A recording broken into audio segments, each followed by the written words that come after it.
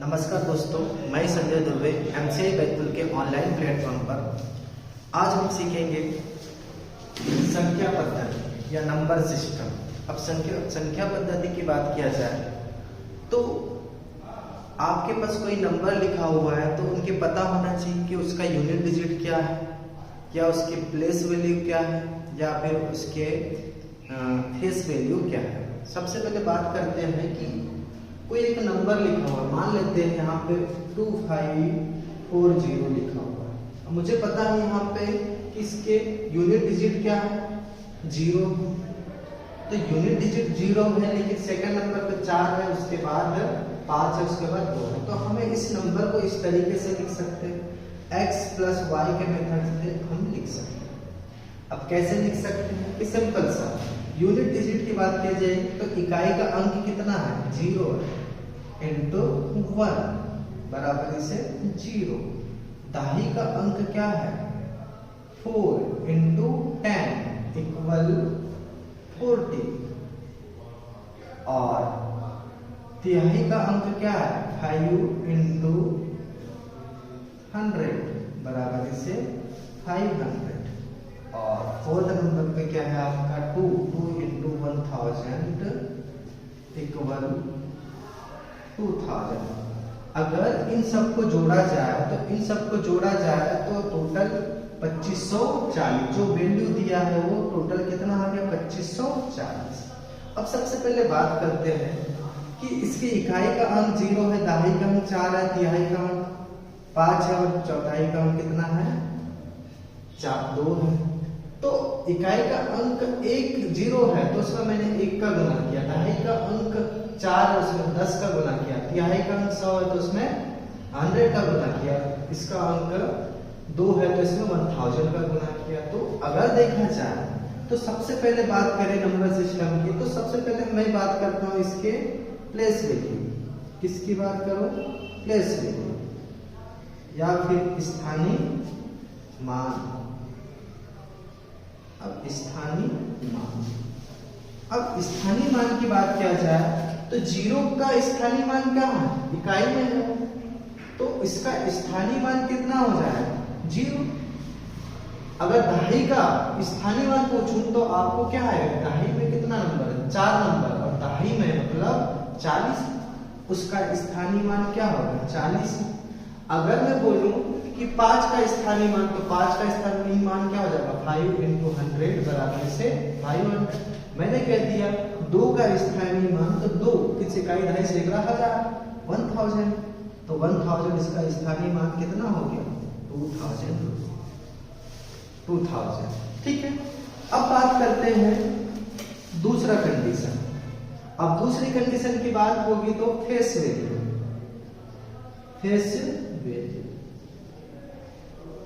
अब आप सभी को पता है फेस वैल्यू, फेस की बात किया जाए तो जो जैसा नंबर या लेटर या फिर कोई भी नंबर जिस तरीके से दिखेगा वैसा ही वो आपको फेस भी उसका दिखेगा। जैसे 0 है तो 0 का फेस वैल्यू क्या हो जाएगा, 0 हो जाएगा।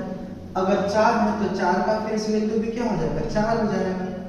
अगर 5 है तो 5 का भी फेस वैल्यू क्या हो जाएगा, 5। जो जैसा दिखेगा वैसा ही दिखेगा। अब तीसरे कंडीशन की बात किया जाए तो तीसरा कंडीशन आपका आता है, पहले प्लेस वैल्यू हो गया, स्थानीय मान हो गया, फेस वैल्यू हो गया। ठीक है। अब तीसरे कंडीशन की बात करते हैं इसमें तो प्राकृत संख्या, नेचुरल नंबर्स। अब नेचुरल नंबर्स की बात करते हैं, प्राकृत संख्या की बात करें तीसरे नंबर में, तो प्राकृत संख्या, ठीक है। ये नेचुरल नंबर्स की बात करें तो नेचुरल नंबर्स 1 से 1, 2, 3, 4 से लेके इंफिनिटी तक। जो प्राकृत संख्या है नेचुरल नंबर से वो 1 से लेके इंफिनिटी तक। और चौथे कंडीशन में अब आते हैं पूर्ण संख्या। अब पूर्ण संख्या की बात किया तो फुल नंबर्स ये होते हैं 0 से लेके 1, 2, 3, 4, 5, 6, 7 8 9 इनफाइनिटी तक। अब मुझे पता चल गया कि प्राकृत संख्या 1 से लेके इनफाइनिटी तक और पूर्ण संख्या है 0 से लेके इनफाइनिटी तक। उसके अगले 5वें नंबर पे आपके इंटीजर्स या फिर पूर्णांक। इंटीजर्स, अब इंटीजर्स की बात किया जाए तो 0 से लेके पॉजिटिव इनफाइनिटी, पॉजिटिव इनफाइनिटी तक और 0 से लेके नेगेटिव इनफाइनिटी तक, नेगेटिव इनफाइनिटी तक नंबर होते हैं। अब चौथे बात करते हैं। तो चौथा है आपका पूर्ण संख्या, 5वां है पूर्णांक और तीसरा है आपका प्राकृत संख्या। अब इसके बाद आप बात करोगे तो आप बात करते हो अभाज्य संख्या, अभाज्य संख्या प्राइम नंबर्स। अब प्राइम नंबर्स की बात करते हैं, आभाज्य संख्या की बात करते हैं तो आभाज्य संख्या का डेफिनेशन होता है अभाज्य संख्या। अभाज्य संख्या का डेफिनेशन होता है, छठवें नंबर डेफिनेशन होता है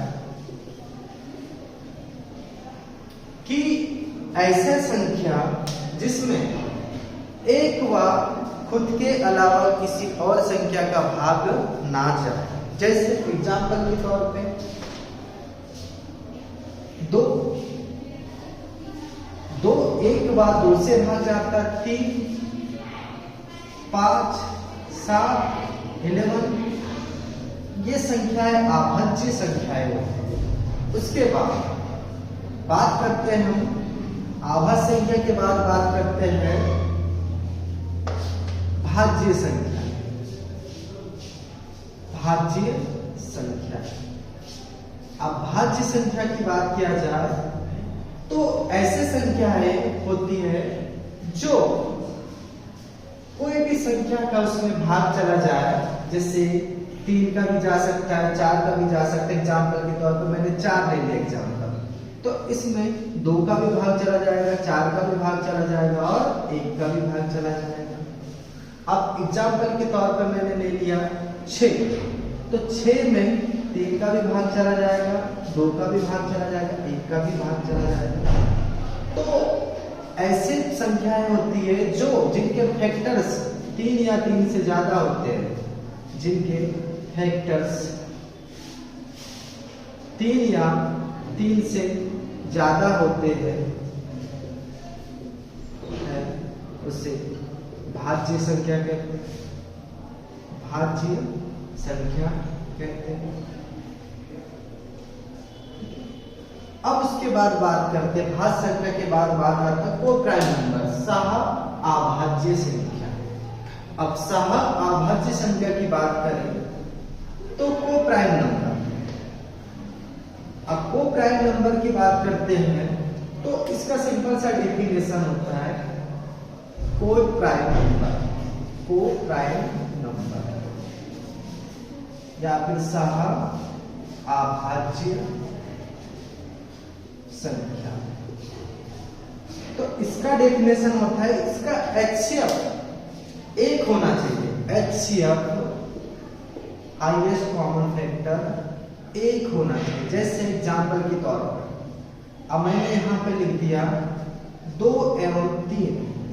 अब बात करते दोनों का HCF क्या है, 1 है, क्योंकि 1 का ही भाग जाएगा, इसमें किसी और संख्या का भाग नहीं जाएगा। और एक और एग्जांपल मैंने लिख दिया 4 एवं 5, ये भी सह अभाज्य संख्या जिसमें जिसका HCF क्या है, 1 ही होगा, 1 है HCF। और एग्जांपल के तौर पे 16 से 17, ये भी इसका भी HCF 1 ही है। अब एक क्वेश्चन दे रहा हूं मैं, कि क्वेश्चन है कि बताइए कि कौन सी संख्या सह अभाज्य संख्या नहीं है, सह अभाज्य संख्या नहीं है, नहीं है। ए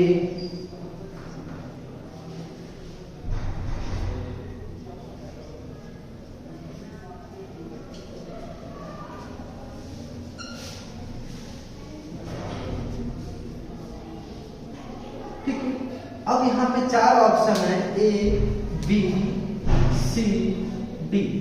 अब बात करते हैं कि ए बी सी डी। अब ए सी बी सी डी की बात है तो हाँ, ये तो सहाभाज्य संख्या है, ये भी सहाभाज्य संख्या है, लेकिन ये नहीं है, ये भी सहाभाज्य संख्या की इसका एचसीएफ 4 है, 4 चौके 16, 4 पंचे 20। तो आपको पता होना चाहिए कि सहाभाज्य संख्या है वह संख्या होती है जिसका एचसीएफ 1 होना चाहिए। अब अगले कंडीशन में बात करते हैं परिमेय संख्या एवं अपरिमेय संख्या। अब परिमेय संख्या एवं अपरिमेय संख्या की बात करते हैं। परिमेय संख्या, परिमेय संख्या वह संख्या होती है जो वास्तविक संख्या P/Q के रूप में होती है, P/Q के रूप में होती है। एग्जाम्पल के तौर पे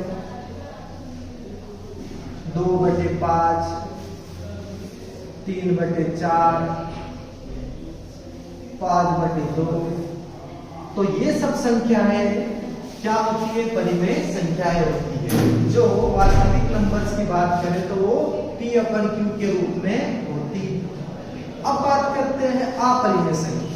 अपरिमेय संख्या, अपरिमेय संख्या, अपरिमेय संख्या वह संख्या होती है जो वास्तविक संख्या नहीं होती, वो अपरिमेय संख्या होती है। एग्जाम्पल के तौर पे √2, √3, 5, ये सब को अपरिमेय संख्याएं होती है। अब बात करते हैं कि ये इतने संख्या है, परिमेय संख्या है, अपरिमेय संख्या है, जिन्हें जो नंबर्स वास्तविक संख्या होते हैं जिसे P/Q के रूप में लिखा जाता है उसे परिमेय संख्या कहते हैं, और जो परिमेय संख्याएं नहीं होती वो बाकी सब अपरिमेय संख्याएं होती है। अब आते हैं क्वेश्चंस पे कि आपको इकाई का अंक कैसे निकालना है। अब इकाई के अंक की बात करें तो इकाई के अंक ज्ञात करने के अलग अलग तरीके होते हैं। सिंपल सा, अब कोई एक संख्या है जिसके, मैंने यूनिट डिजिट की बात करते हैं, यूनिट डिजिट या इकाई का अंक। अब इकाई के अंक की बात करें तो आपके पास कोई संख्या है, लिखे टाइप 1 की बात करूं तो टाइप 1 में मैं 25 इंटू 30, 25 इंटू 3, 6 इंटू 5, 2 इंटू 3, इसको भी 5 देता हूं, मैं सबको 5 देता हूं, ठीक है, 3, 5। अब बात करते हैं कि इकाई के अंक की बात करें तो मैंने 25 इंटू 25 इंटू 35 इंटू 55 इंटू 35 को एग्जाम्पल देता हूं।